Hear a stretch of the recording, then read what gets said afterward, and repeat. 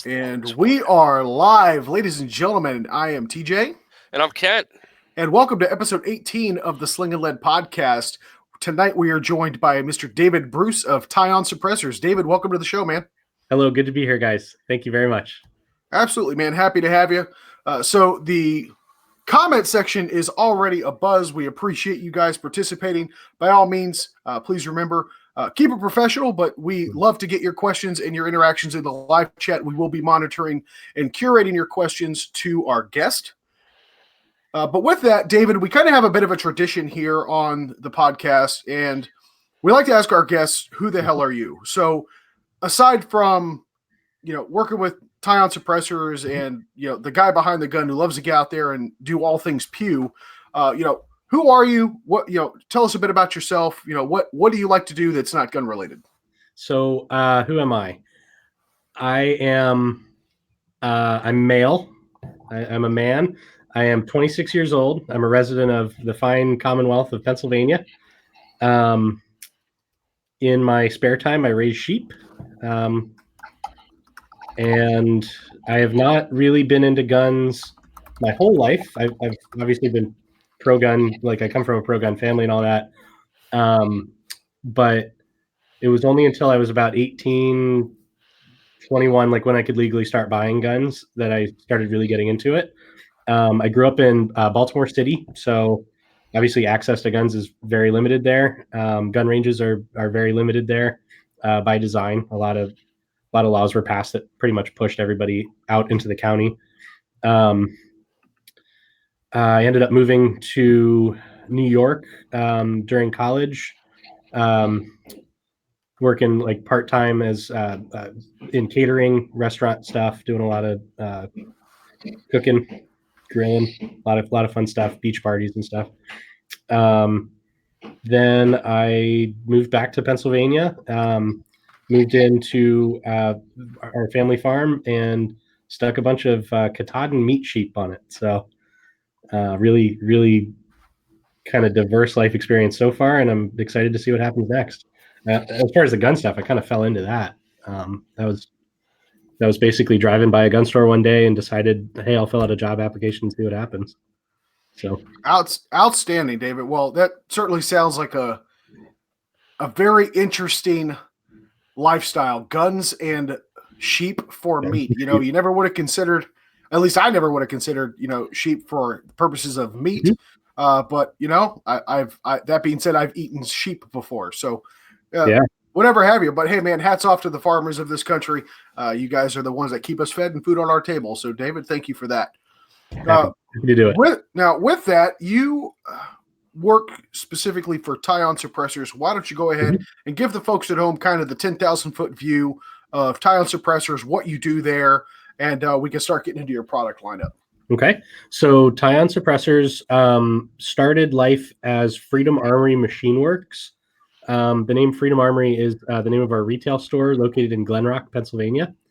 TiON was spun off. So created about 6 years ago was Freedom Armory Machine Works. It was last year that we changed the name to TiON to make it a little more kind of distinct to suppressors. We chose the name TiON because all of our suppressors are exclusively titanium. All the components with the exception of like O-rings, basically. Here's actually our little logo, and that's how it's spelled. But you got like an American eagle and a gear kind of thing, or a bald eagle, American eagle. But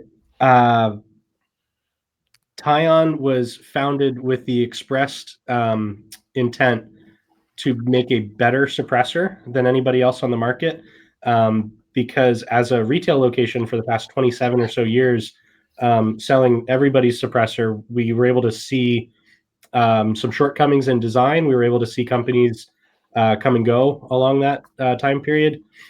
And like anybody can create a suppressor company. Anybody can make a suppressor.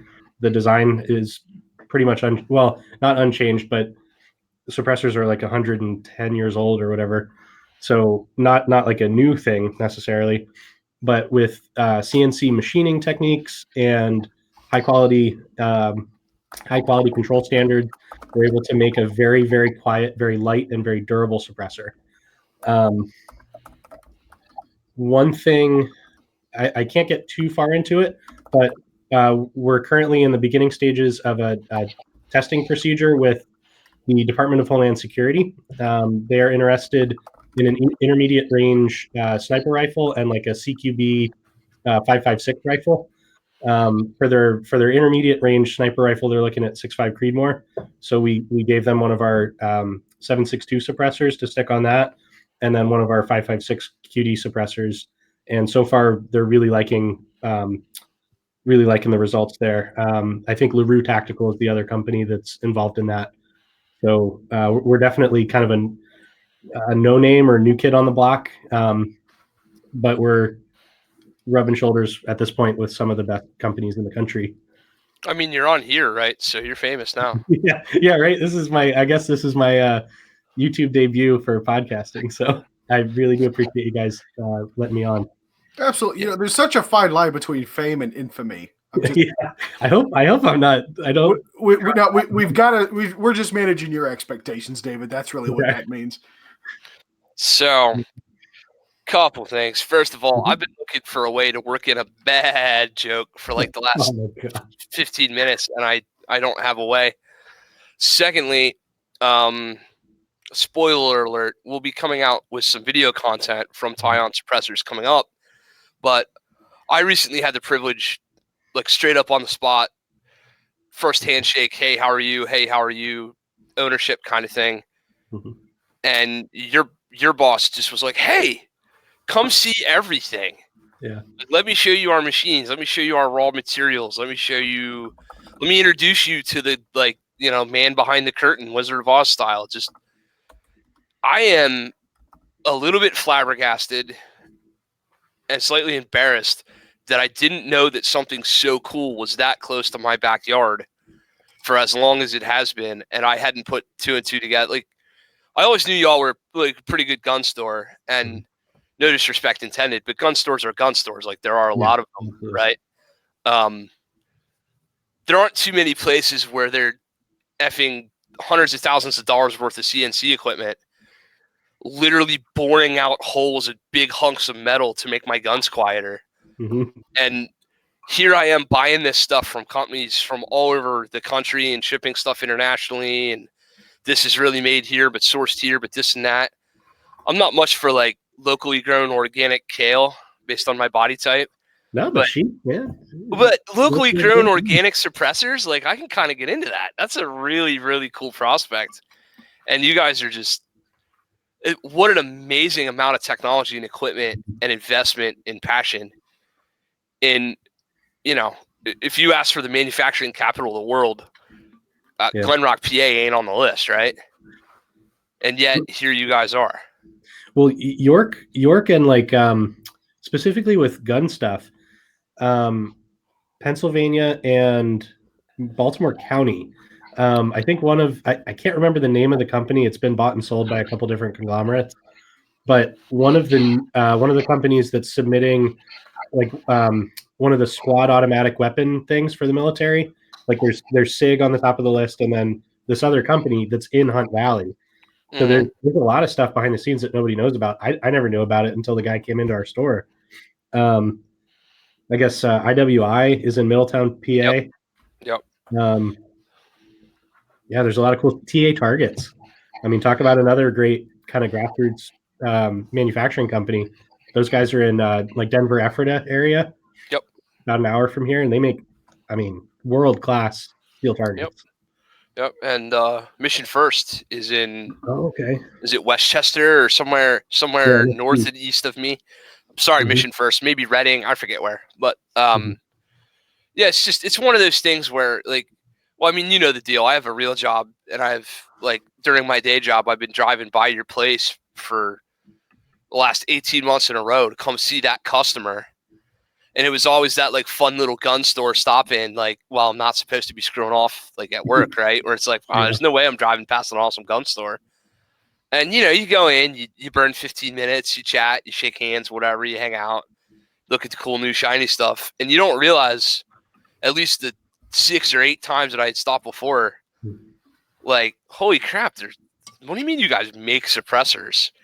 And you did such a good job explaining the product line and the offerings to me last time. So this most recent trip where he was like, hey, like, let's show me everything.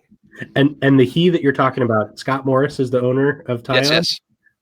He's the brains behind the design. His background is structural engineering. He's retired from the U.S. Army. I can't remember when exactly he retired, but he did a lot of construction of high security facilities all around the world, mostly during the Cold War. Spent a lot of time in Berlin. I think for a while he was like the number 2 guy in Berlin, like right beneath a 4-star general or something crazy. He has some awesome stories. At some point, it'd be great to have him on here. I'd love to do that. So you did for me probably one of the better. This is where I'm gonna like compliment you a little bit. I really try not to blow too much smoke, but you go to a gun store and you get like, hey, tell me about this product, and you get like, well, see, what happens is you put the pew in the thing and you shut it, and then you go like this and it loads your mag. I'm like, thank you very much for telling me about your product. You broke it down in no uncertain terms. You compared your product to competitors' offerings once you figured out what I knew about so that you could tie in, okay, what are you familiar with? Oh, I'm familiar with Dead Air and Gemtech. All right, let's talk about how these are different than Dead Air and Gemtech. Mm-hmm. I guess what I'm saying after 2 glasses of whiskey is you use some seriously professional sales techniques. I'm not sure where you got them from, but I do that stuff every day. And you blew my doors off as far as like a gun industry sales guy, quote unquote, behind the counter. Yikes, that's a tall order to live up Well, to. no, man. I mean, like for real though, when you hit me the first time with you got some time, and every time anybody anywhere near a gun says you got some time, I say yes, and I stand there.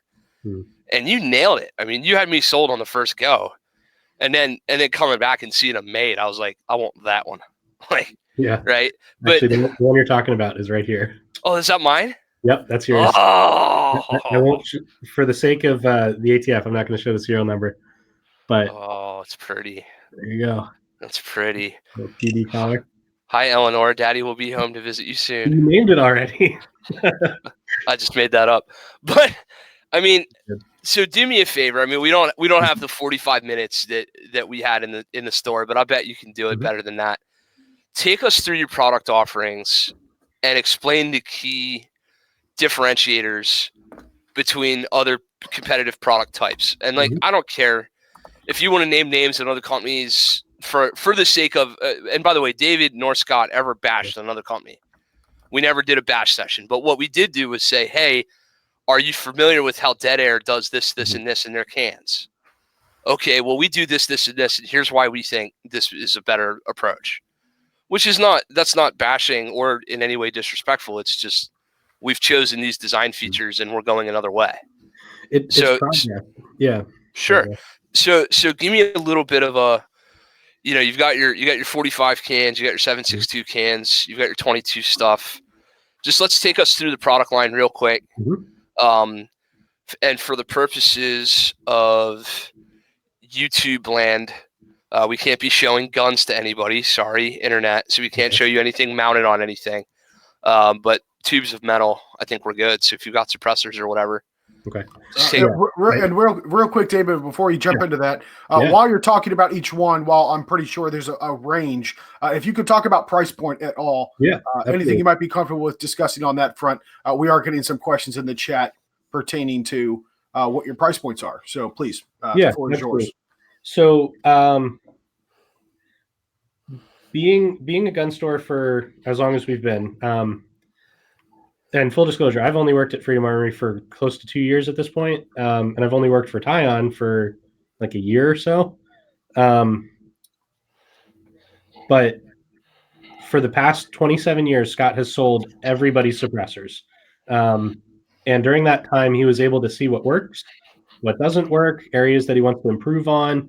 And I think the biggest one, other than getting really into detail about the baffle design, because we went through, I mean, with no exaggeration, probably hundreds of different designs just for the individual baffles, like the angle of the shoulders, the size of the ports, how each one mates up with its neighbor.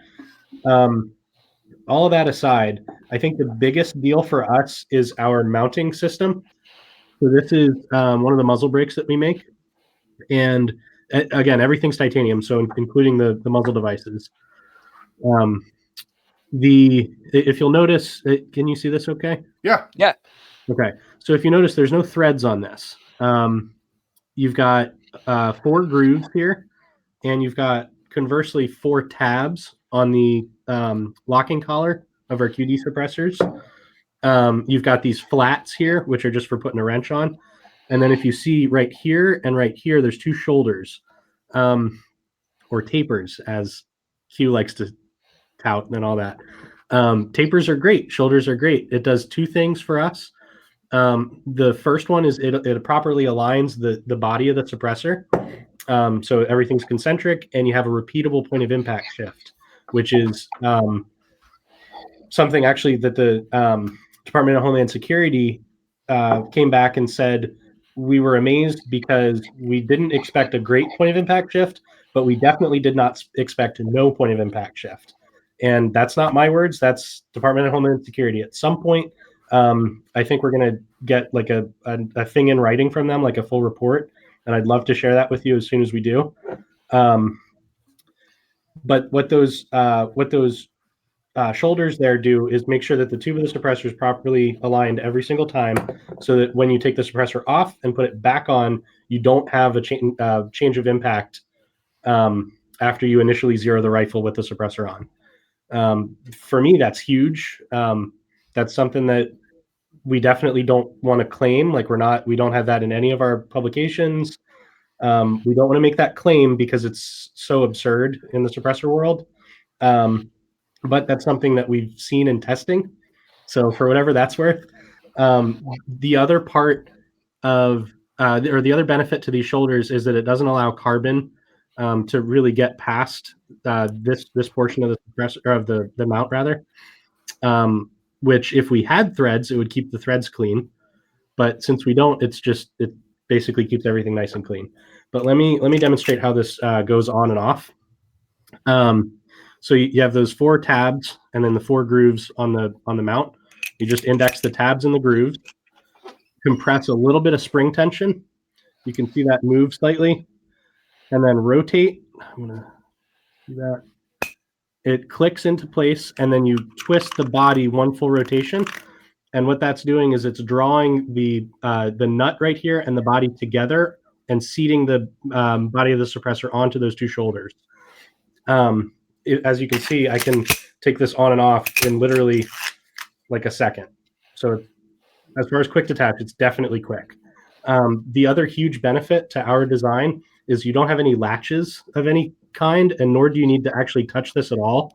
So it's ideal for fitting under like a slim handguard, because you don't actually need to touch this part at all. Everything can be done from this end of the suppressor. That's on, that's off. Another cool design feature that I've run into, I'm a huge fan of lightweight and low profile for AR-15s. I recently picked up an Arrow, one of Arrow's key mod rails. It was like the lightest, slimmest rail I could find. And our suppressor, with a little bit of modification, I was able to get this collar part underneath the rail. But for a standard, like a Bootleg Inc. pick mod rail or anything like that, the diameter of our rifle suppressors is 1.375 inches, which I'm almost positive, and you can double check me, but I'm almost positive that's the slimmest on the market. So if you're familiar with like the SIG MCX, what is it? The Canebrake, I think. The tan SIG thing that has a giant handguard to be able to recess SIGs underneath it. If you stick our suppressor on that gun, it looks comically big. Like you could have basically half the size of a handguard and still recess it. I literally wish I could go to my safe and pull my SIG out and show you what he's talking about. Yeah, it's like 2.5 inches or something in diameter. It's a a huge fat handguard, which It's big. Yeah, like it works. big. It will work with every suppressor, like even the giant Yankee Hill 30 cal cans or whatever. But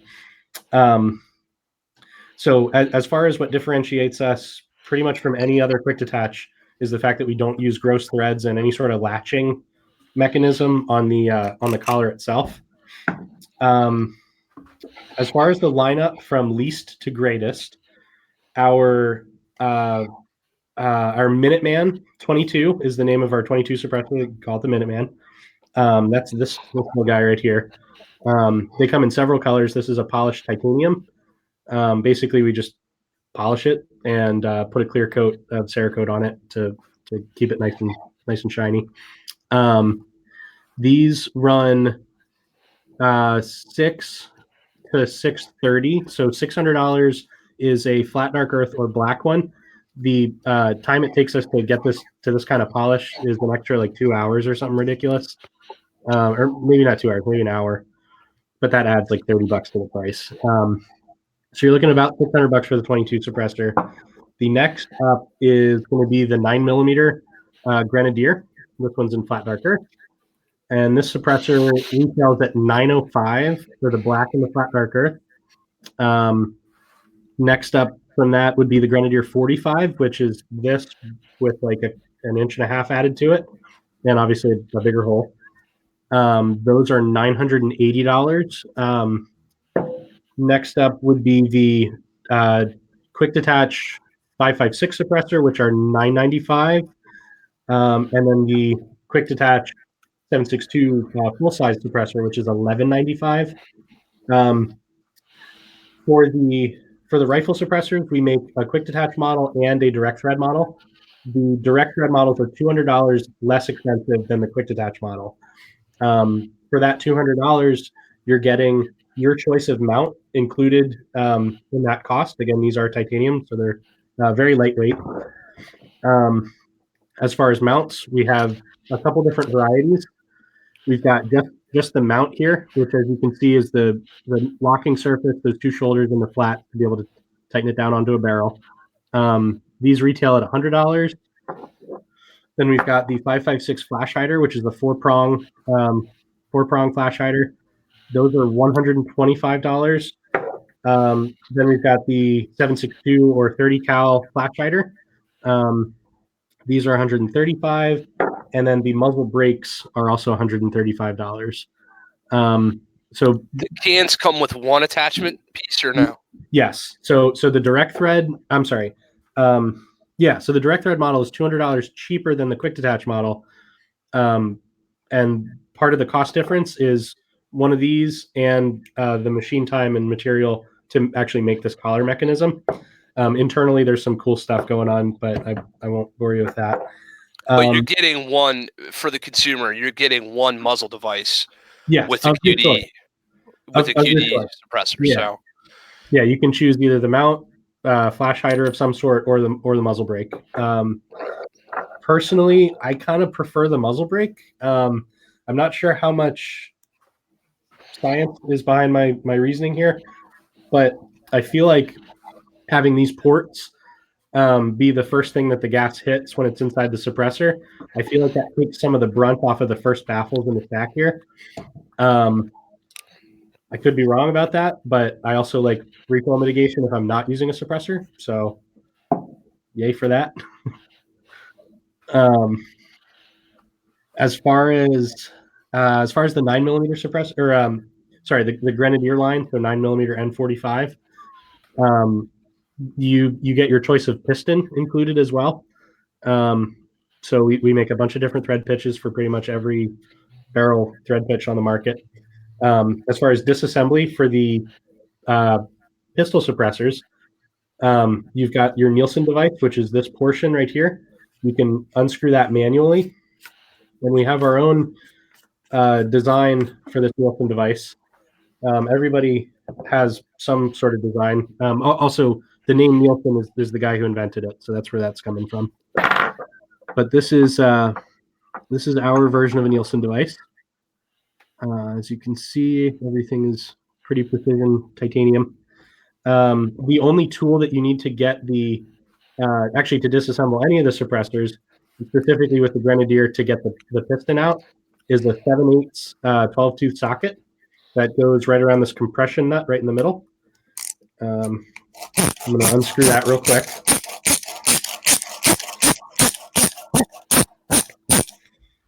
So another thing in the design of the suppressor that kind of differentiates us from some other suppressors on the market is that we don't sell like special wrenches or anything to take your suppressor apart. So just with normal hand tools that you'd have in your garage, you got a 1/2-inch drive here, which takes all the end caps off of each one of our suppressors. So for the 9mm suppressor, that interface is right there. For the 7.62 suppressor, you can see the end cap here. Interface is right there. You can take the end cap off, baffles come out the front. So for the Nielsen device, you have the basket portion right here. You have a spring, and you have the piston. The piston is not a regulated suppressor part, so you can have as many of these as you want. Same thing, I guess, with the springs, but everything else in the suppressor is a regulated item. The cool thing about our 9mm suppressor, and this isn't different from pretty much all the other 9mm suppressors on the market, is you can run 300 blackout through it. The only thing you have to change when you're going from a pistol to a rifle for 300 blackout or like a 9mm pistol caliber carbine is you delete the spring, and there's a titanium collar that we make that takes the place of the spring over the piston and turns it into a rigid suppressor so it doesn't flex like it needs to on a reciprocating slide pistol. Is your I'm sorry, let me stop you. Yeah, go for it. I could go on. So I'm doing the comparison. He's not. We're not bashing. But Gemtech GM9, I got one of those in the safe. It's rated for 300 blackout, but only subs. So and when I sorry, go. No, it's cool. So when I inquired about that, I said, "Is this just a hearing safe rating, or are you actually concerned about pressures in the can?" And I didn't love the kind of response I got. You know what I'm saying? So comparatively, if you're asking me that question, so we are not concerned as much with pressures. Everything from a pressure standpoint is over-engineered in our suppressors. We've got a little blast sleeve here, which goes around the Nielsen device basket right there. So that comes out, and then we've got our baffle stack. We've got one baffle left in there. The first baffle in the stack is the one, obviously, that takes the most brunt. Basically, heat is the enemy of any suppressor. So once these are like glowing red hot and you continue to shoot through them, so it's not just a bullet coming out of the barrel, it's a bunch of unburnt powder and other particulate that gets caught up in there. So you're basically sandblasting red hot metal, which eventually will erode this portion, and it may start to deform it slightly. I've personally torture tested the absolute crap out of my personal suppressors, and I've not run into any deformation yet. I have run into some pitting of the titanium. Like it instead of being nice and smooth, it gets kind of rough. But I would say don't like full auto mag dump supersonic 300 blackout just because of the heat. And the same thing goes for our rifle suppressors. We have what is called a limited full auto rating, is what we call it. Basically 60 rounds for a 16-inch barrel. 60 rounds as fast as you can pull the trigger, full auto, and then let it cool down. That's what we advertise, and that's what we recommend for the longest lifetime of the suppressor. That being said, I have tortured tested the absolute ever-living crap out of our suppressors, and they hold up. You're not going to have baffle deformation, but you will have a little bit of pitting in especially the first and the second baffle. So hit it, TJ. I'm sorry. Go ahead. No, so let's just say we do something boneheaded like strap it on a full auto, or God forbid have a keyhole and a baffle strike. What are we looking at for type of warranty services you guys might offer? Yeah, so we warranty manufacturer defects. We don't warranty dumbassery. and it's pretty apparent. There's definitely, like, we can tell when somebody's just being a dumbass, just by basically our internal testing that we've done. Like, we know what it looks like when you've melted a suppressor down. But as long as you don't damage the tube of the suppressor, everything else can be replaced without going through the ATF Form 4 process and all that. Yeah, so I noticed you mentioned baffles. So for the folks at home, there are two primary. And I'm going to speak to my very limited knowledge on suppressors, but you essentially see, at least commonly, through the evolution of suppressors. We started with the old Cobra suppressors, which were wipe based. So if you guys are ever Steven Seagal fans and you see him making kind of a mock or making a suppressor for his MP5 in one of his popular movies, he was using washers, essentially the same thing, only wipes are made out of a rubber or some type of a silicone material. Fast forward a couple of decades, we got to baffles, and now you are seeing a big popularity in monocore designs. So David, why don't you go ahead and explain to the folks some of the pros and cons between baffles and monocore design, and why you guys ultimately chose to go with baffles. So monocore is great from a manufacturing standpoint. It's one piece of metal. The problem that we've run into is that you get carbon lock, because typically with a monocore suppressor, basically you've got the tube, and then if you pull out, it's basically a crossboard. How do I explain this? There's when the gas is entering the suppressor, it is filling a gap between the monocore and the tube of the suppressor, if that makes sense. Yep. And what you'll have ultimately is, if you don't clean it immediately after use, or say you shoot 1,000 rounds through it in a range day, getting that monocore out of the suppressor to clean it is very, very, very difficult, because the carbon locks the monocore to the inside of the tube. With baffles, and I'm going to disassemble a little Minuteman real quick. With baffles, everything is contained within the baffle stack.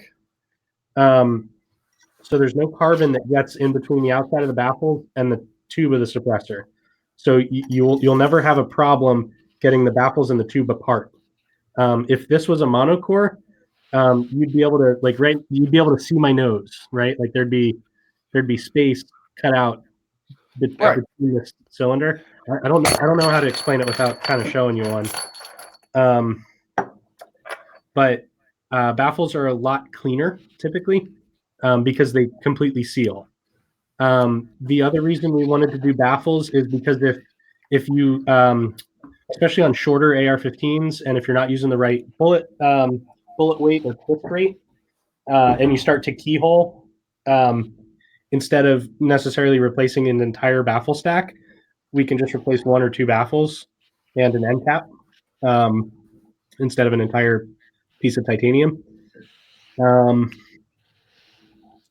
So we're definitely not, as our prices reflect, we're not the cheapest suppressor on the market at all. We're not even like in the middle of the pack. We're definitely high in terms of price.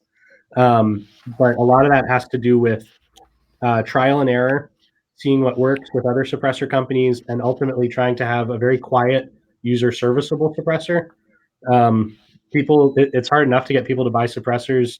And at some point, I'd like to talk about the Hearing Protection Act, because that was one thing that that's a question I get asked a lot at work, is like, what about the Hearing Protection Act? Why should I spend an extra $200 and wait 6 months? But basically, a lot of trial and error to get to a product that people can live with for the rest of their life, and not have to, like, they can clean it themselves, and they don't have to come back to us.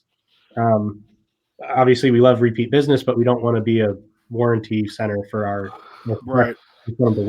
No, right, absolutely. Yeah. So, with regards to the baffle stacks, are there any particular? I get a suppressor, I take it apart, I clean it.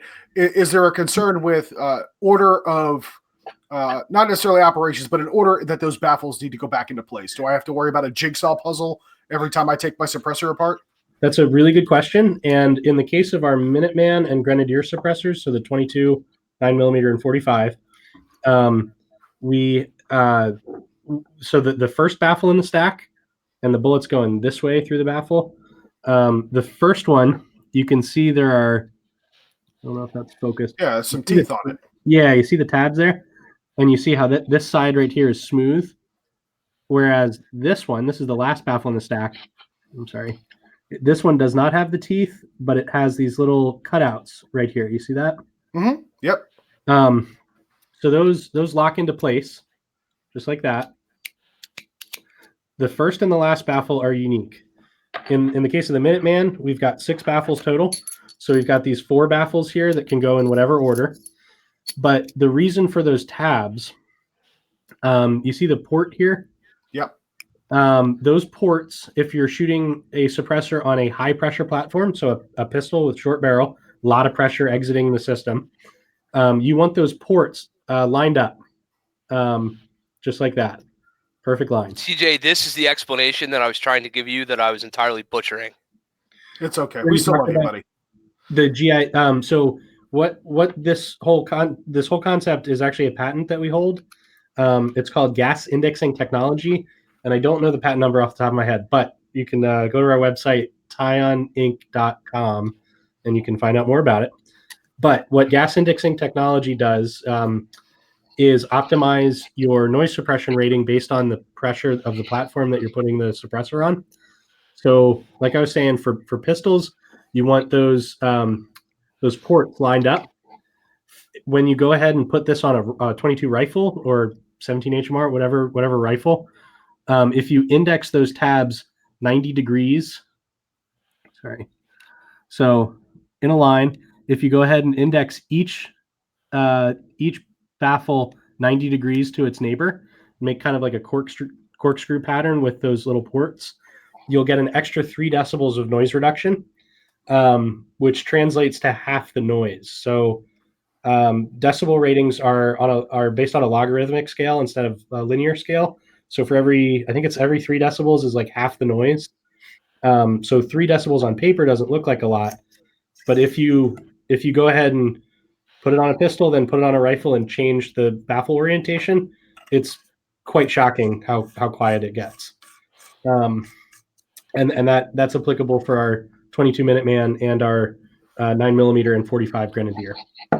That's fantastic. So I certainly also, we've definitely got the interest in the chat. We definitely want to talk about the Hearing Protection Act, or the resubmission of the Hearing Protection Act, as it were. Yeah. But you talked about decibel rating. That is a big thing that people want to know about when it comes to talking about any suppressor. So what kind of numbers are you guys putting up for your decibel ratings?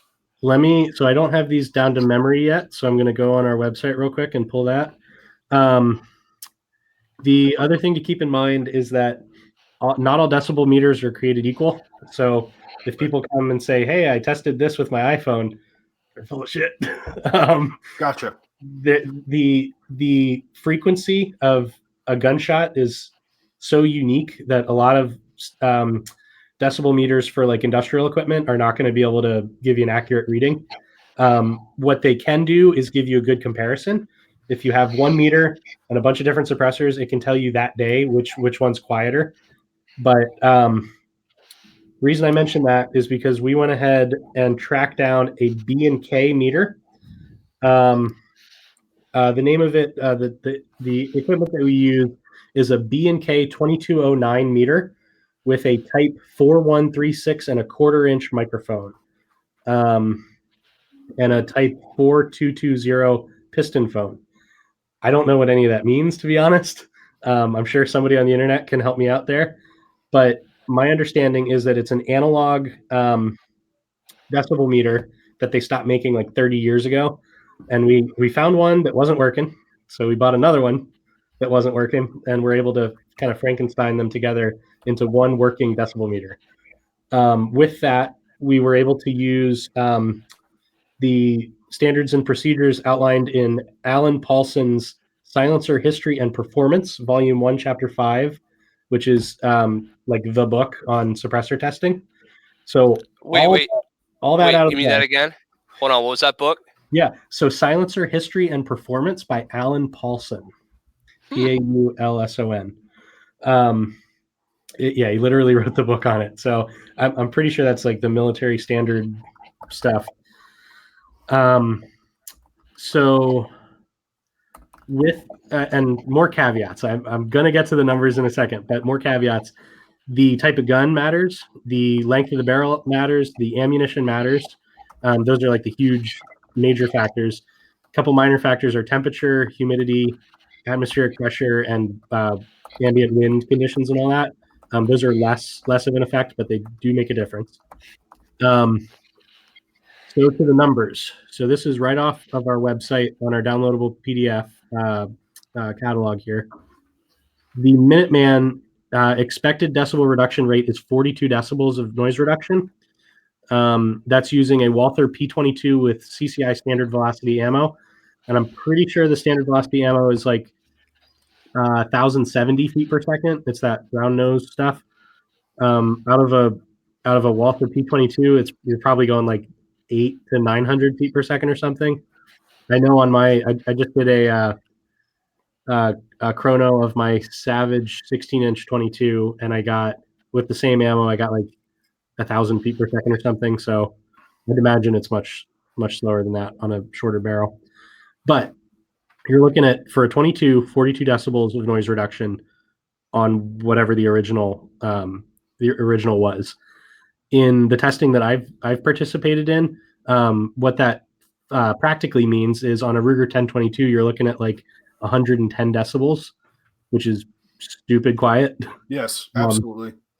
And moving on to our Grenadier suppressors, our Grenadier 45, you're going to expect a 30 to 32 decibel noise reduction. Our Grenadier 9mm, you're looking at 36 to 38 decibels of noise reduction. And for the 5.56, for the sake of today, I'm just going to talk about the quick detach models. Those are our better selling models.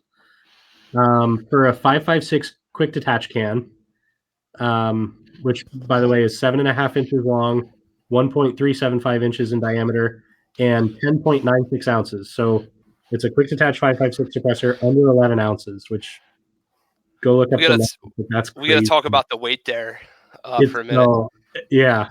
Go ahead, Ken. So David and I discovered that my new suppressor weighs less than my Benchmade Adamas. Yes. In the shop. So the suppressor weighs less than the knife. So real quick, because I've just recently done some testing between suppressed and unsuppressed on my Head Down Firearms 6.5 Grendel. And for just to put things into perspective for people, from a 0 with and without the suppressor, I am looking at 100 yards, a 5-inch vertical difference. Wow. With the suppressor mounted to the end of the rifle, right? So if I take that suppressor off, I can at least expect at 100 yards my shots to be 5 inches higher than 0 without the suppressor.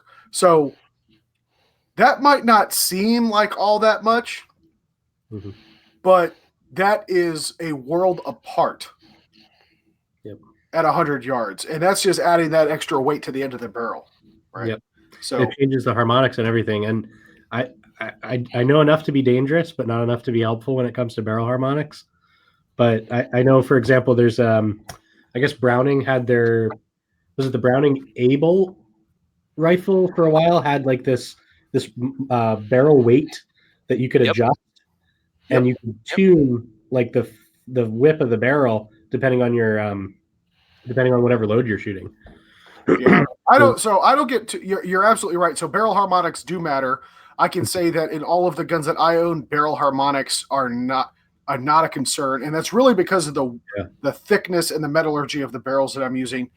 Typically, anything that's going to be a bull barrel design is not going to be too much of a problem. But your A-bolts and your traditional hunting rifles, or anything that has that really slim tapered barrel, barrel whip and barrel harmonics are certainly going to play a huge factor. That's why you'll even see, I think it's Limb Saver is the company that makes that little rubber donut that goes around your barrel. And that's just to keep the barrel whip under control. Yep. Just to put things into perspective, we're talking about the way the barrel reacts when the gun is fired. It's such a sensitive area of the firearm that it can be manipulated and mitigated with a little rubber, probably 25 cents to manufacture donut, right? That other companies are selling for 10, 15, 20 bucks.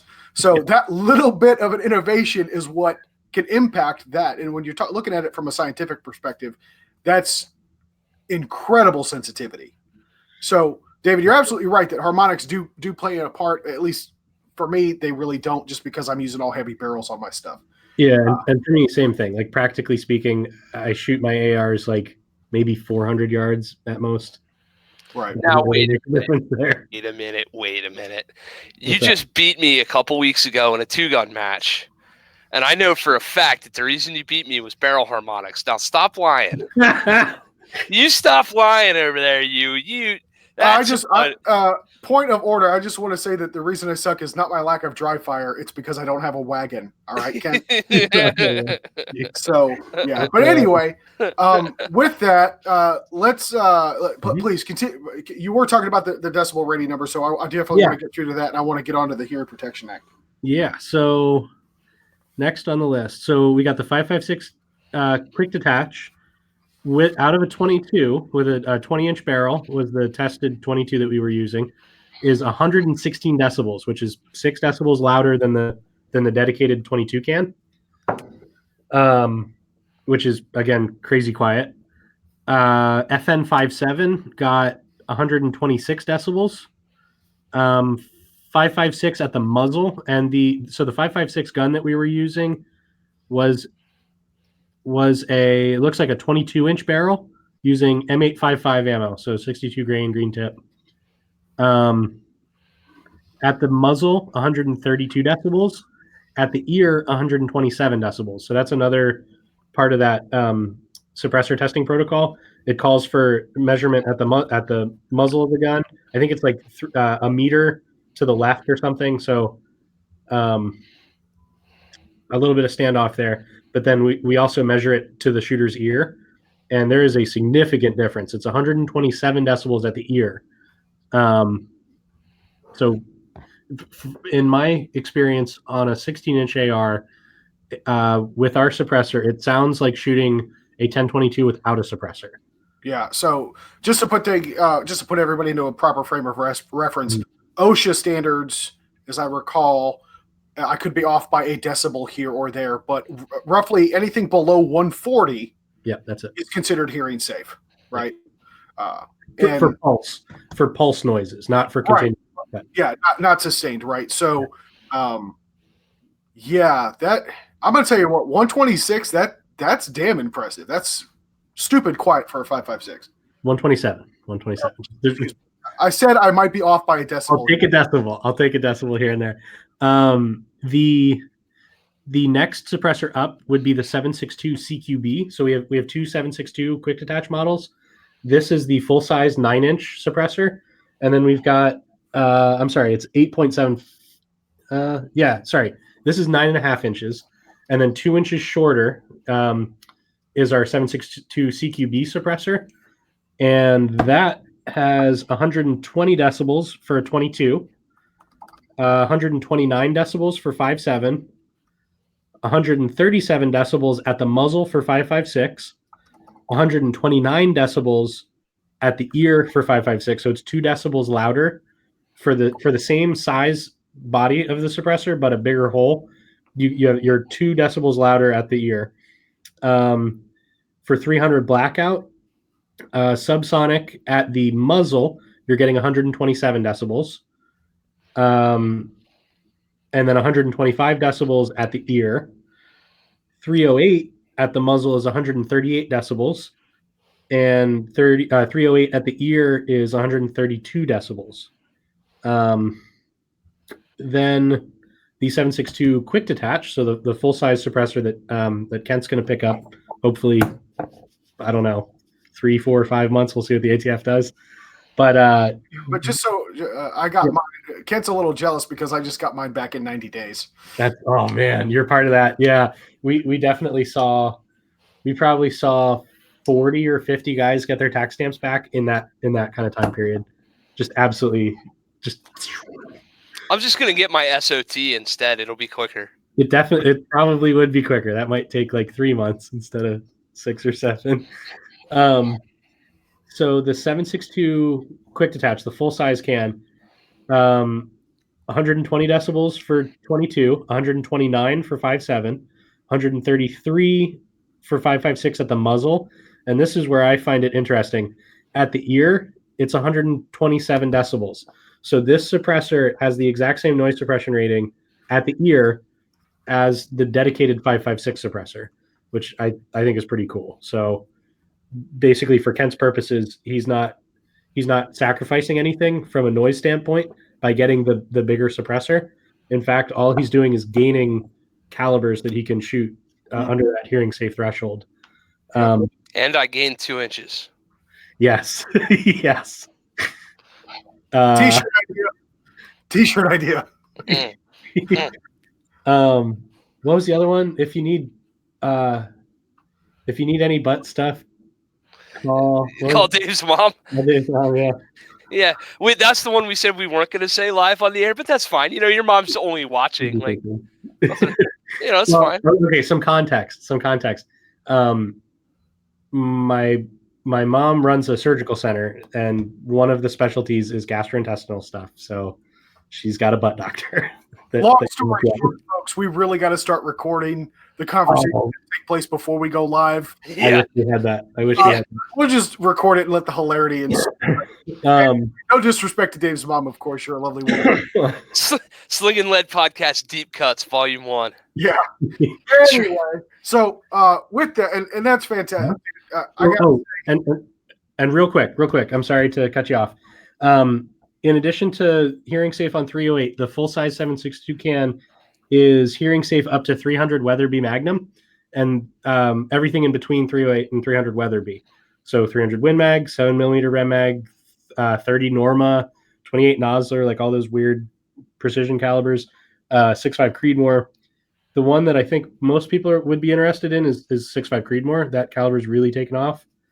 At the ear, you're getting 131 decibels with this suppressor.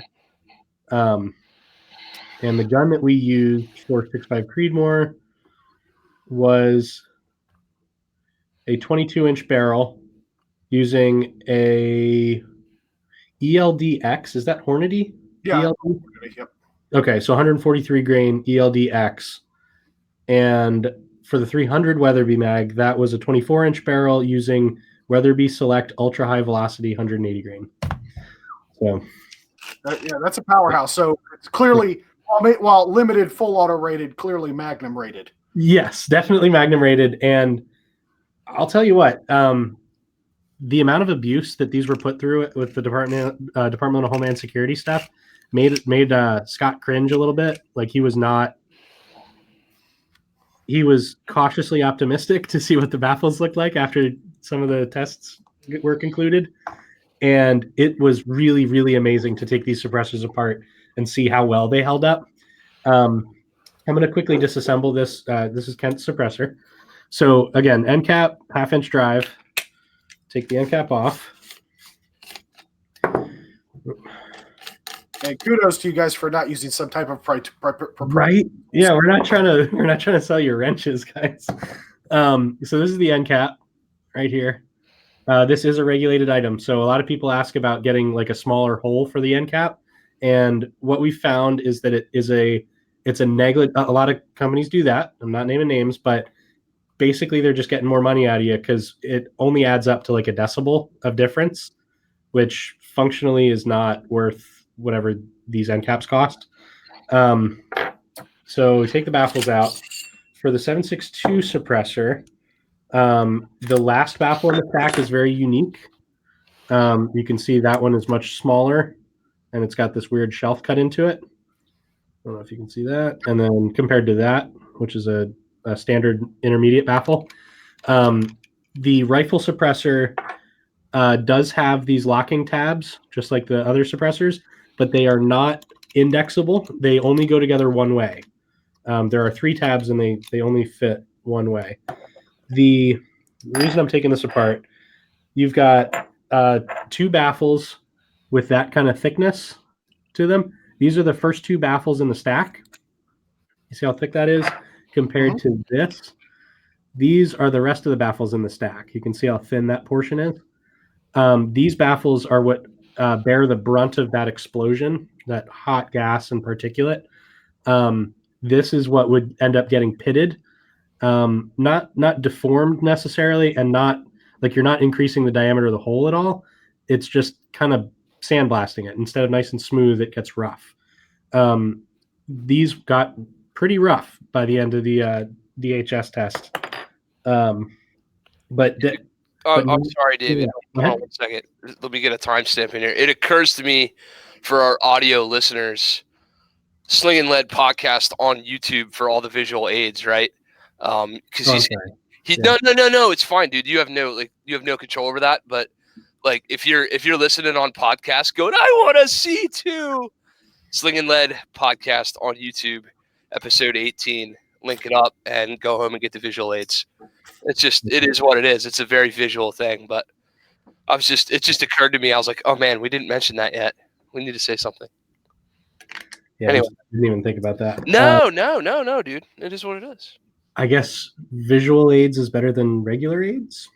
Oh, I like this.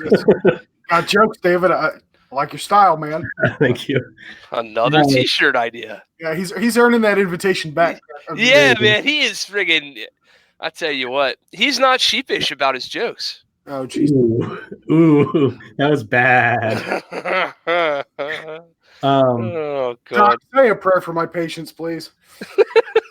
What? Yeah, go for it. So there's a gentleman by the name of Dr. Ben, we'll call him because we won't out people on the internet. And he's out here in our chat, and him and Jesus and all the other people that he works with are just dying to know about the Hearing Protection Act and the status. And the good doctor / preacher's got to go to bed before his wife gets mad at him. So let's get in the discussion about the politics, and then let him go to sleep. So real quick, let's frame this up, folks. So as you all know, you've probably heard about the Hearing Protection Act a couple years ago when Trump was elected into office. Of course, we had a bunch of rhinos in Congress and the Senate at that time. They're still there to some degree, but we'll save that for another day. But recent developments in Congress have seen the introduction of H.R. 155. Now, while this is not specifically called the Hearing Protection Act, to all intents and purposes, it is one and the same, with the intent, and I will paraphrase the description, essentially to remove silencers from the National Firearms Act, which means no more directly registering and asking the King's ATF for permission to own essentially a gun muffler, and no longer having to pay a $200 tax stamp. The bill does go on to explain that the Department of Justice, which oversees the ATF, would be required to destroy certain records relating to the registration, transfer, and making of a silencer. So, David, you're in the biz. What are your thoughts? So I'm of two minds. On paper, I'm a pro-constitutional American, and I don't like paying taxes, and I definitely don't like asking the Crown permission to put mufflers on my guns. That being said, the practical result of the Hearing Protection Act being introduced 3 years ago was a massive, massive drop in suppressor sales, to the point where some companies went out of business. I think Silencer Co. had to lay off like a massive amount of employees during that time. Yep. Everybody stopped buying suppressors because they thought, hey, this is like, we'll see where this goes. So great in theory. Practically speaking, it really, really, really killed us. And if we didn't have a retail location, TiON would be out of business. Like basically the retail side of things was able to translate some money over and keep machines running, keep production up, and keep people hired.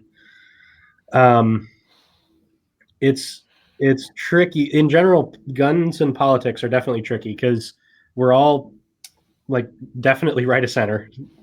Some are way farther right than others, but every time we vote, we're cutting our throats when it comes to a sales perspective, because Democrats in power means gun sales, and that's kind of a dirty. It's not a secret, but it's something that people typically don't like to talk about. It seems. No, you're not wrong. I mean, what was it? Swalwell, that tool bag. Yeah. Obama at one point. These are assholes that were named gun salesman of the year. Yep. Joking, though, or tongue in cheek though it may be, there's some truth to that. Mm-hmm. And at the same token, Republicans in power means people aren't buying guns because they don't. Until recently, I mean, we've definitely seen some certain rhinos, Republicans in name only, that are absolutely not friendly to gun rights or freedom in general. And it's good that the veil is lifting. But the Hearing Protection Act for us as a manufacturer is not a good thing, because it means people stop buying suppressors. And cash flow in our business is king. Obviously, like, we've got bills to pay like everybody else. And if all of a sudden our sales go from this kind of trajectory to that kind of trajectory, a lot of people get mad. So I don't have a great, yeah. And we could certainly sympathize with the Trump slump, right? You know, Yeah. while we're all, taxes and all that stuff aside, a lot of us are all pro business, especially pro small American businesses. And I want to point out that that's essentially what TiON Suppressors is. You guys do not outsource. You guys are all 100% in-house in America, in PA, if I remember correctly, 100% in Pennsylvania, employing Americans, and that's fantastic. You guys certainly have my support 100%. But aside from, well, frankly, the lackadaisical attitude and the downright idiocy, that thinking that, oh my God, we can finally relax and stop fighting because we've got complete Republican control of the House and Senate and the presidency. Oh, we'll just wait for this to go along. Let's just say hypothetically, do you think that the passage of that would be better for business? And two, do you think it would even pass? So I'm going to answer the second part of that question first, and I don't think it would pass, just like the first one didn't. The issue is fundamentally you're asking the government to say no to $200 and control. And the government doesn't like giving up money, and it definitely doesn't like giving up control. The other issue that I see with the prospect of it passing is when we controlled everything. And to your point about like, oh, Republicans are in power, we can relax. No, Republicans are in power, so that's when you push, because then they can actually do something for you. But if all of a sudden you go quiet and don't tell them what to do, like, politicians, if they're working properly, are supposed to respond to pressure from constituents. So if you let off the pressure, then, and if they're in power, then they're definitely not going to do anything, because they're going to do whatever the lobbyist giving them the most money tells them to do. But Republicans couldn't repeal Obamacare, which nationwide had the biggest amount of support behind it. And the Hearing Protection Act, compared to Obamacare, has nowhere near the breadth of support. Like, everybody wanted Obamacare repealed. They couldn't do it. So to me, I don't see Republican leadership as being very friendly to the Second Amendment, or at least they treat us as if like we're a foregone conclusion. Like, of course they're going to vote for us, because what other choice do they have? So why do they need to give us something? Very valid point. Very valid point. I think if it does pass, whether or not it's good for business, I don't know. If suppressors are treated like accessories, like handguards are treated, or optics or anything like that, then China can dump whatever they want on the U.S. market, and then all the prices go down. And I'm gonna politely disagree with you on that one. Okay. I mean, the guys at Geisley and Midwest, and Mhm. I mean, there's a lot of quality American accessory companies who probably 10 or 15 years ago got really hurt by Chinese knockoff shit. But Mhm. if there's one thing I will say about the average American gun guy, he's real similar to the average American car guy or motorcycle guy, or hobbyist with money who know a little something about manufacturing and quality because of their blue collar attitude. If tomorrow that can that I'm buying from you, and like full disclosure, folks, yes, I'm buying. They're treating me nice, but like we buy our stuff. Companies don't just throw us shit because we're not cool. But I think you're cool. well, yeah. I mean, either way, Kent's views and opinions. If you want to throw shit at us, whoever you might be, feel free to start throwing stuff. Yeah. Just the Florida State recruiting model for the football team, and just start dropping like free cars and. Oh man! I love you. I'm just saying. I love you, TJ. But no, I mean, I've really put a high value on quality American products, and honestly, I'm not super like pound my chest only American only all the time. I like quality products. Yeah. Like the Germans make some cool shit too, right? Like the but whatever. Point being, I think that if XYZ company was being sold on like Botac.com for $300 and I was coming to you to spend a G, I think it'd be very, very easy to categorize their suppressor as like the Taurus of the suppressor world, right? Yeah. Like, sure, man, you can buy one and it's absolutely hobbyist grade, but you're not going to see me teaching with one in a class. Yeah. It's just not going to happen. Yeah, so, and that's fine. It might make. Let's capitalize on this real quick too, Kent.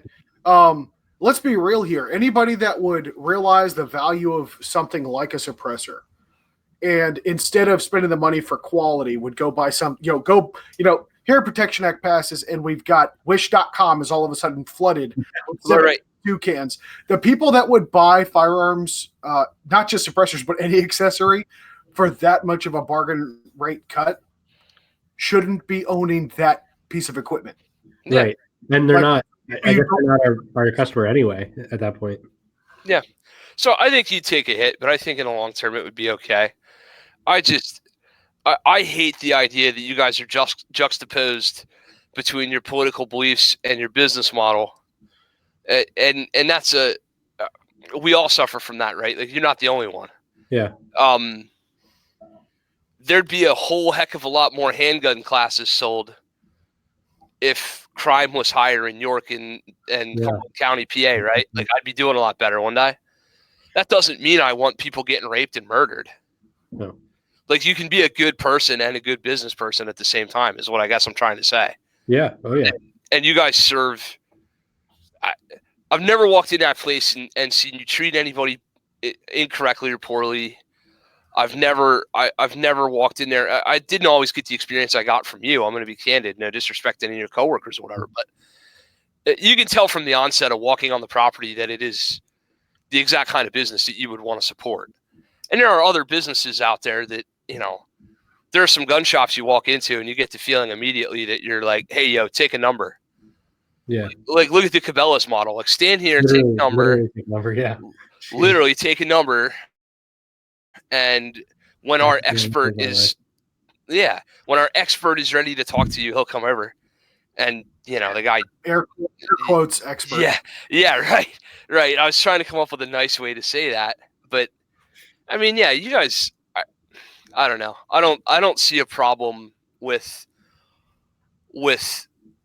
cautioning the industry, like, hey, look, this may not be a perfect solution.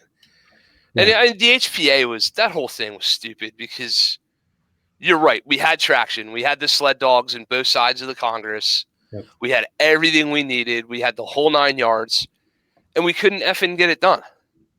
We just couldn't get it done. I mean, I look at it a little bit differently. People say we had, to your point, Kent, there is this conception that we had sled dogs in all the right places, but were they really? I mean, when you've got people that are like McCain, like Ryan, all these true rhinos who claim to be Republicans but will cave have spines made of toothpicks. Yeah. Right? Did we really have control, or did we have the TSA of control? Did we have the perception of security? Yeah. Right? No, for sure. That's absolutely valid.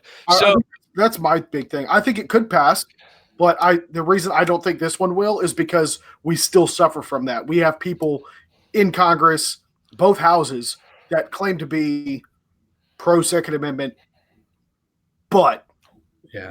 So what we're really all saying is, after the Virginians kick off Civil War 2.0, yeah. and we're electing new legislators, or whatever we call them, territorial governors, or what's the Star Wars term for the Gungans? Like, they call them the term we used in Afghanistan was shadow government. There you go. The shadow government. So we're doing Afghani intel style. We're installing our shadow government after Civil War II, the electric boogaloo, as it is often parlanced on the interwebs. Large igloo. The big igloo happens, right? After that, seeing as we'll have exiled all our enemies to Canada, we should have no problems making suppressors totally legally and purchasable in blister packs on the shelves right next to condom and beer and cigarettes, right? Well, it's since we broached the topic and we already talked about. You're welcome for the segue. HR 155. Let's talk about my home state of Virginia. Kent, you actually have a much better, as we were talking before the show, I kind of quit paying attention to politics. I'm really just waiting for that next shot heard around the world to kick off. But why don't you break it down for folks about what the real situation is in Virginia right now?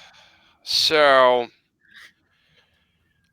don't let me be the guy on the internet to tell you when it's time to run to the end of your driveway with your Spikes Tactical and your True Glow and your whatever the F else. First of all, if you need somebody on the internet to tell you when it's time to run to the end of your driveway, you might have missed the point. Yeah. I feel like that might be an Ash Hess quote from Primary and Secondary. Ash, if it is, I'm sorry. But look, infringements are abundant in our government, and in Virginia, the newly elected winners of the political prize have stopped dancing around the topic of 2A rights and have started outright saying, no, we're coming for your shit. Yeah. And not in any certain or uncertain terms. They're literally saying, no, we're going to confiscate. We're going to confiscate. We're not going to grandfather. We're going to outlaw. We're going to involve the National Guard. Like, the governor literally said he was looking to involve the National Guard, which put the fine folks in the Virginia National Guard in quite the pickle, because as it turns out, nobody wants to go back to the farm where they grew up and confiscate Grandpappy's deer rifle. Yep. Shock heard around the world, right? Nobody wants to do this crap. It's all fun and games to talk infringement until it's time for you to do the infringing, and then nobody wants to do it. So, as it turns out, Virginia being really intricate in the birthplace of our country, the Virginia Constitution really gives an awful lot of power to local municipalities and local government and smaller politics. And as such, some really smart 2A lawyers, who some of which shall remain nameless and some of which shall not, those dudes and girls went down there and said, hey, we can help you figure out how to walk around this and how to hit it head on, and we're going to be sanctuary counties. And they're turning the map red with 2A sanctuary counties in Virginia. And I literally mean turning the map red. There are less white spots on that map right now than there are red by a long shot. And those are counties that are either voting on or have already voted on with positive outcomes to a sanctuary.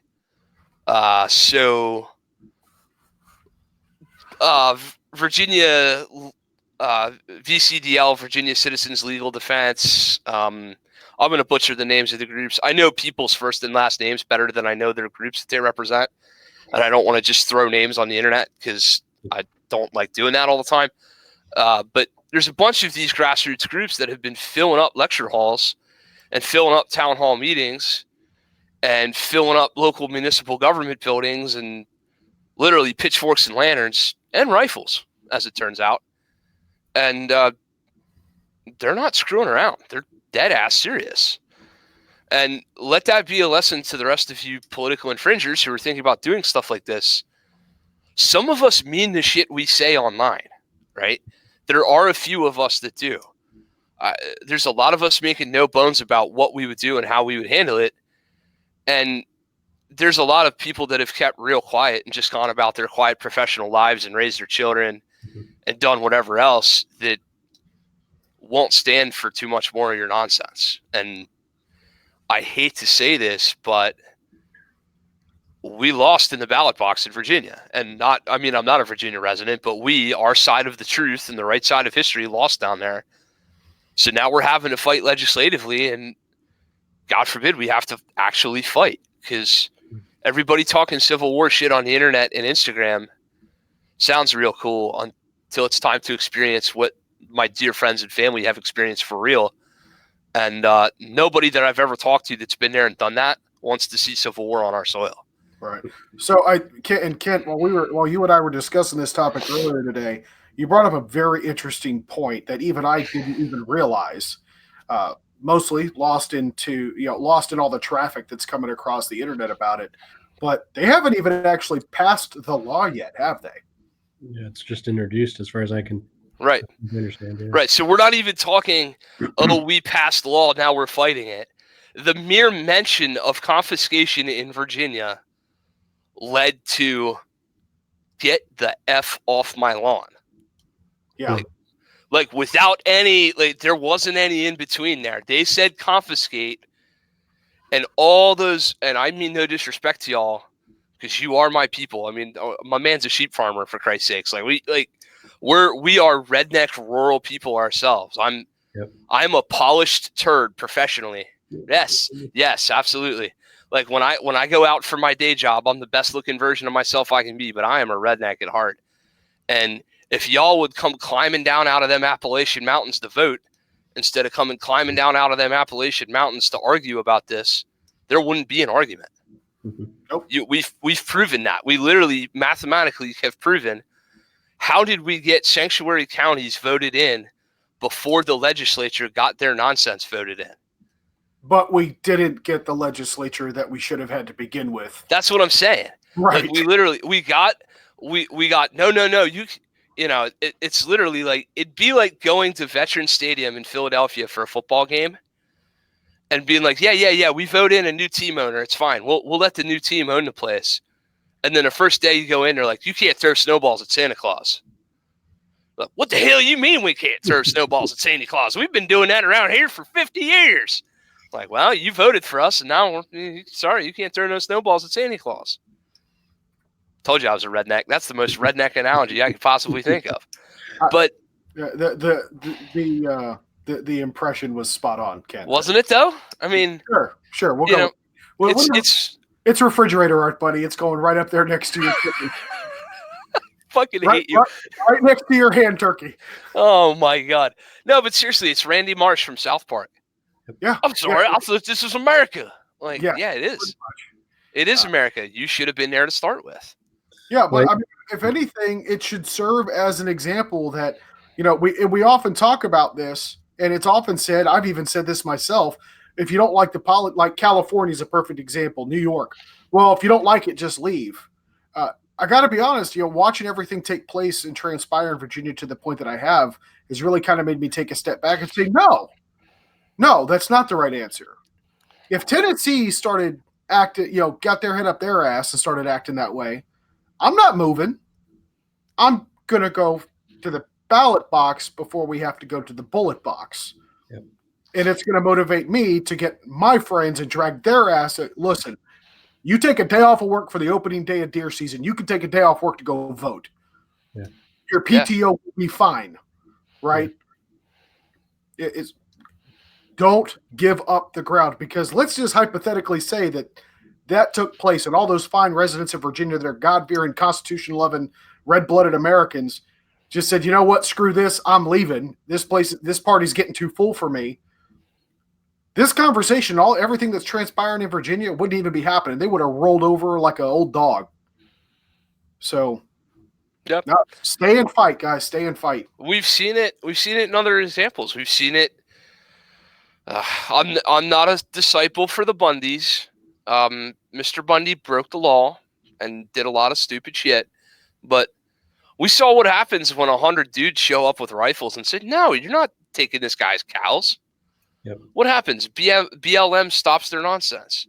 Mm-hmm. You saw what happened in Colorado when they came in and said, "Hey, you know what? Screw you, Magpul. We know you're one of the biggest contributors to the industry in the entire fucking, well, hell, country, let alone Colorado. As it turns out, we're not going to let you sell the products that you manufacture in your home state." They recalled all kinds of people for that. Yep. Wholesale, whipped ass in Colorado. They still have the laws, but they got rid of the freaking tyrants. Yeah. You know, there's plenty of examples of where there are consequences for political leaders trampling individual rights. And I sincerely hope and pray that those consequences never become so dire that we actually have to shed blood in the streets for it. But I will also say that I got a 70-day-old son upstairs, and I damn sure rather do it than have to have him do it in 20 years. Mm-hmm. So, you know, I guess it just is that way. And I don't cherish this. It terrifies me when I think about, I mean, look at Whiskey Warrior Boy up there in New York, right? Yeah. One dude on Instagram, like, shut the whole gun industry down about one quote unquote red flag thing that maybe was or maybe wasn't a red. Nobody really truly knows, other than what, you know, we know he's in jail. Like, we can prove that because we could find it on the internet. But other than that, we don't know.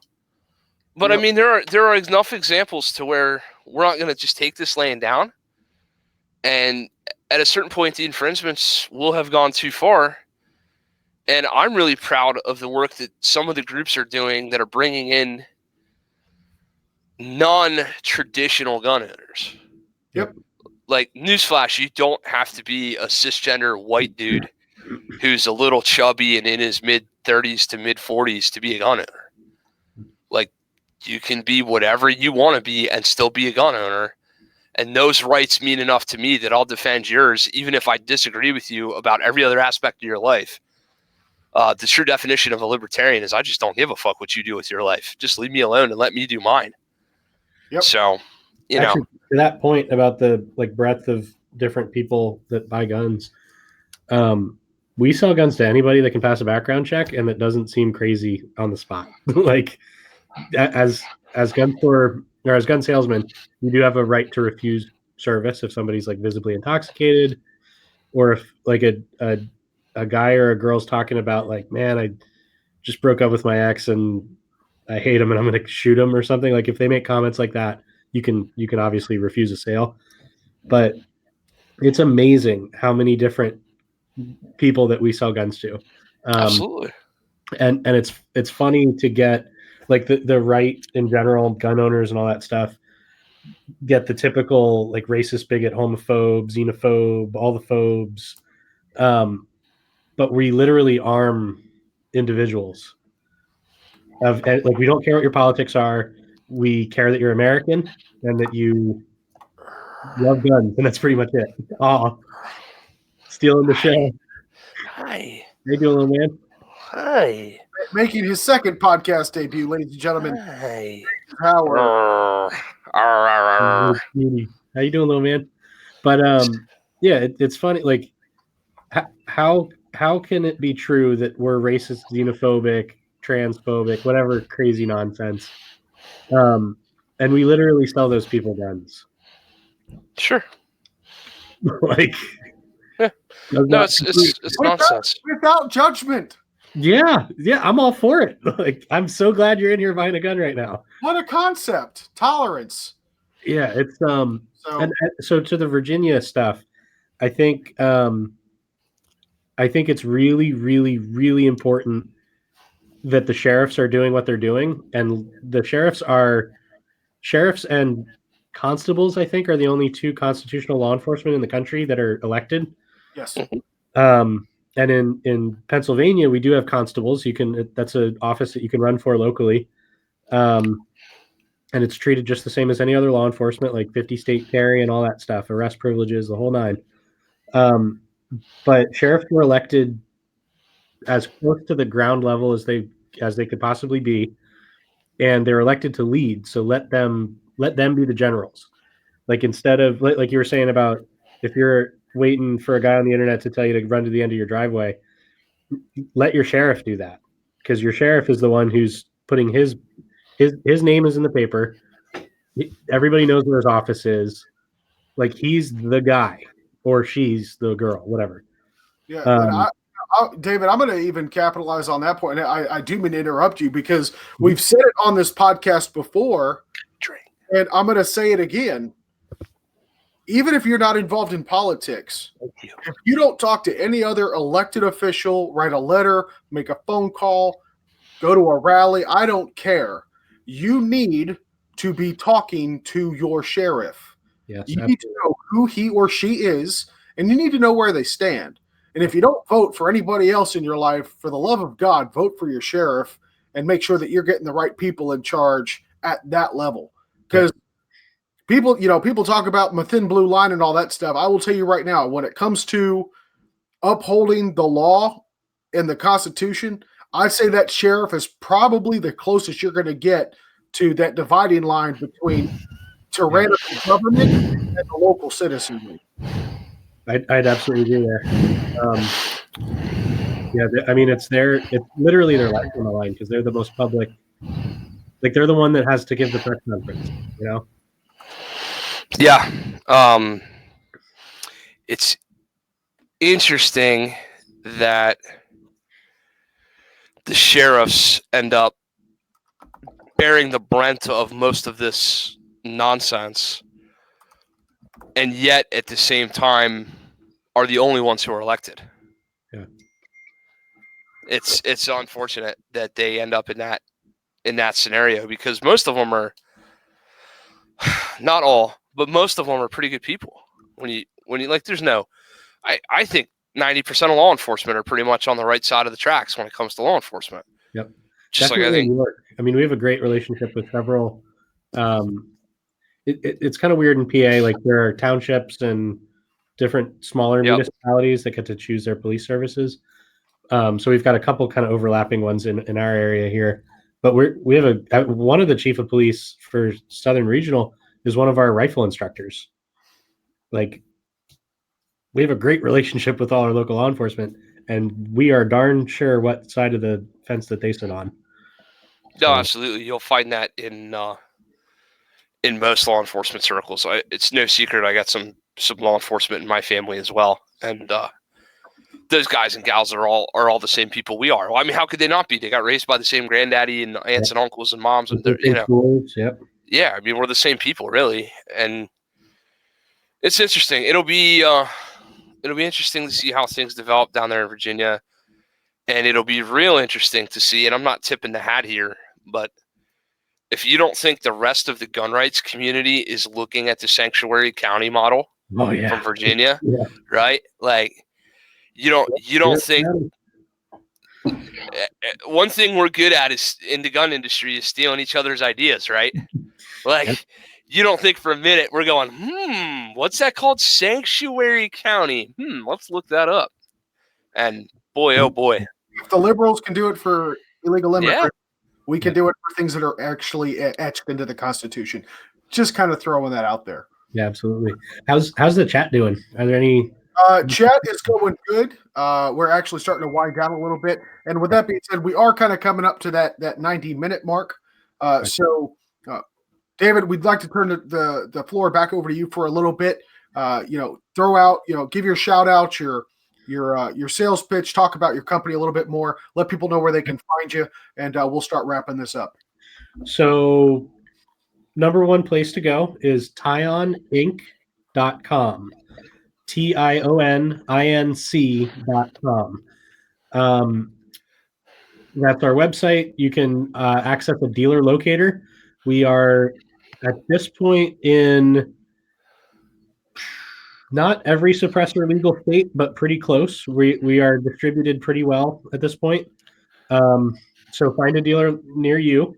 You can always buy direct from us, but then you incur certain like class 3 transfer fees, not only from Freedom Armory, also Freedom Armory is our retail store, indoor shooting range, gun stuff, gunsmithing, fun people. Come see me.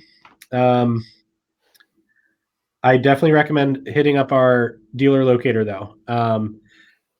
And what else? Instagram is TiON Inc. I think it's just TiON Inc. Let me double check that. There might be an underscore there.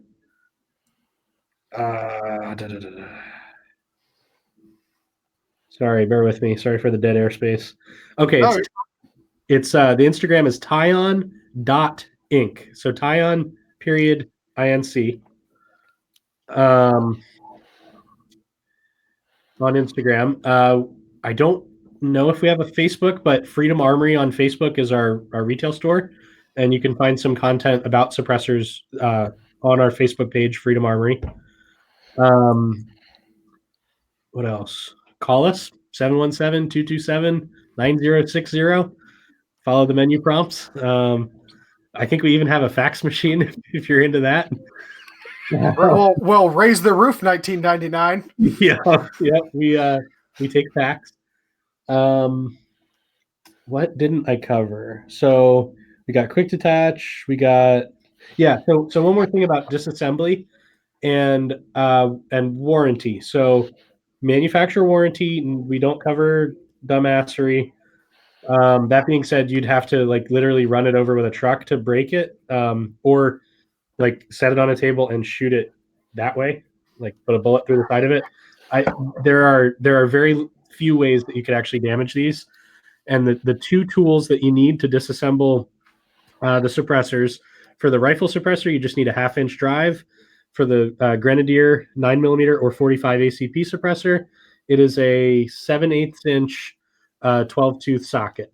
So we're not selling you wrenches. We're just making the best titanium suppressors on the market. What else? I think that's all I got. I mean, do you have an Instagram for the sheep farm? I don't yet. I'm going to. My sheep farm is Woolies Farm LLC. I don't have a my maternal maiden name. So my grandparents who own the farm, their last name was Wooley, Woolley. So it was almost too perfect. So that's what we call serendipity. That is serendipity. I agree. At some point, I'll have an Instagram thing for that. But I think Kent is going to come over, and we're going to make some in the field testing videos and stuff. I have a couple videos up on our Instagram page. I think that's all. Gun safes. You guys are selling gun safes over there. Yeah. So Champion, we're a Champion dealer. So it's Champion Safe Company and Superior Safe Company. We are also in the delivery business now. We've got a box truck and a bunch of fancy Italian stair climbers. We're getting set up as a dealer. Wait. Did you go to Italy and hire guys that climb stairs? No. We got Fabio. Okay. Yeah, Fabio carried a 1,000-pound safe up a flight of stairs. It's a company called Zanzini. It's a family name, and they have two models. Basically, picture tank treads climbing up the stairs with a giant safe on it. I will forever be picturing Italian plumbers in green and red delivering gun safes. I'm sorry. Mario! You can tell me anything else you want about your awesome machine, but in my head, just so you know, we're fighting Bowser right now. That's what's happening. Yeah. So we're into safe delivery, but I really appreciate you guys having me on. This has been a lot of fun. As my debut on the internet, it's a lot easier than. It's just nice to talk to you guys, I guess, and there happens to be a camera. So I'll do my little thing here for you and give you guys the proper props that you deserve. I don't bring every gun store I walk into on our podcast, right? Nor do I bring every person I talk to at a match or whatever like that on our show. We just, there's a lot of cool people in the gun space. There's a lot of people we'd like to talk to. We are doing this, TJ and I, predominantly to push education, mindset, skills, tactics, training, things that we think matter to people, and good quality, solid info is high on that list. You've given us a lot of that, and there's a lot of dudes peddling a lot of shit in the gun business who cannot run the stuff they sell, right? Just hands down, you walk into a store, hey, tell me about that LTT Elite. And I'm like, well, it's pretty, isn't it? Yeah, it's got a silver barrel. Right. My man can flat out shoot his gun. Okay. So let's, and there's a lot of good dudes who can really shoot their guns too. But when you talk to somebody who's in an industry, it's really nice to talk to people who are end users themselves and who have proven that. And that's very high on my radar of people who I want to get to know better. Anytime somebody whoops my ass, which I got a lot of people to learn from because a lot of people whoop my ass a lot of the time, but right. Anytime somebody can beat you hard like that and nobody knows them or where he came from or who the hell is this guy, they're like, that short little sheep farmer dude just whooped our butt and we thought we were good. That's always cool. So like, if you're thinking about buying product in the gun business, check Freedom Armory out if you're here local or if you're not. And always support people who are like-minded and who actually come out and run their gear, because you can buy from a lot of people who don't. All right. That being said, this has been an awesome episode. If you're on audio, Sling'N Led Podcast at YouTube, Facebook, Instagram, all that good stuff. He is TJ, the Lead Slinging Ginger. I am Kent, Green Mountain Defense. GreenMountainDefense.com if you'd like a class. www.greenmountaindefense.com. We are selling merch now. Check out Teespring. This is the Paying the Bills segment, by the way. Teespring for the funny T-shirt ideas. We now owe David royalties for at least 2, possibly a 3rd T-shirt. And we might owe his mom a Panera Bread gift card for the apologies. Let's see what else. TJ and I are both proud members of the Right On Optics Pro staff. Code TRamsey will get you 15% off at Right On, because he was good enough to bring me into the fold, and it's his code, so use his code. There will be some reviews on the Tactics PRD and the Rifle Dot coming up here real soon on my channel. TJ is writing some awesome articles. Check out TJ's articles and his content on the Gunpoint blog, where he tells you why you're stupid for wearing a small to back holster and why you're going to get killed in the streets, among other things. And that being said, dude, wrap it up because my salesman voice is waning fast. What do you got? I got you, Kent. As always, ladies and gentlemen, we appreciate you participating in our live chat. Every week you can find Kent and I here, although a side note, next week, with it being Christmas, there will not be a show. We will see you guys on the other end of Christmas with our New Year's Eve special. Looking forward to having that. We're going to have some awesome guests lined up for that. David, we appreciate having you on the show. You have been a fantastic guest, and allow me to extend the invitation for a standing invitation to come back on the show. Allow myself to introduce myself, as it were. But David, you have a standing invitation to come back on the show. We will certainly have you back. Please keep us posted. Looking forward to getting my hands on some of your suppressors. Those things are fantastic. I can really geek out on the engineering, and you guys are putting out a phenomenal product. With that, everybody, if you're new to the channel, like, share, subscribe, hit that notification bell so you can get notified every time we go live. And if you missed the live show on YouTube, you can always check us out on your favorite podcast player, Spotify, Apple Podcasts, Stitcher, Google Podcast, all that good stuff. You will find us everywhere. So with that, ladies and gentlemen, God bless you all. Take care of each other and get out and shoot. God bless America. Bye, guys.